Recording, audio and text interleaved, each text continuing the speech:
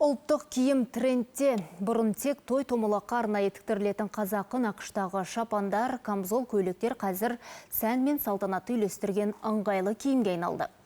Сұраныстың артуы ұлттық үлгідегі сапалы өнімдерді тігіп сатумен қатар жалға беретін дүкендердің көбеюіне де ықпал етті. Солардың бірімен әріптесім Мәди Мәлік тілдесіп қайтқан еді. Сюжет көрейік.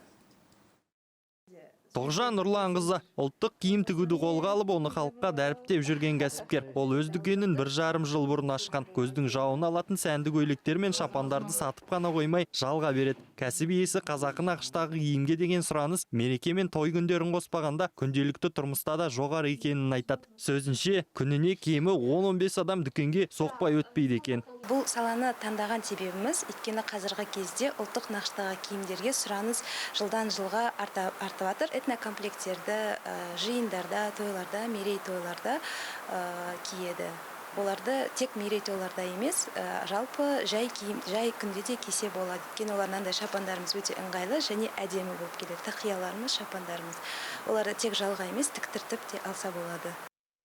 Қазақи нақыштағы киімдерімізге қызығушылық артып, қайта дәстүрлеріміз жаңғырып келеді. Мәселен, дәл қазір менің үстімде тұрған отбасылық этно стильдегі киім шағын кәсіпкерліктің жарқын үлгісі ретінде. Тоғжан Нұрланқызының дүкенінде ою өрнекпен көмкерілген табиғи материалдан жасалған 150-ге жуық ұлттық киім түрі бар екен. Тек қыз-келіншектерге ғана емес, ерлер мен балаларға арналған топтамаларда ұсынылған. Сән мен салтанат үйлесім тапқан бұл киімдер бүгінде тек оңтүстік Астанамызда ғана емес, еліміздің әр өңірінде сұранысқа ие.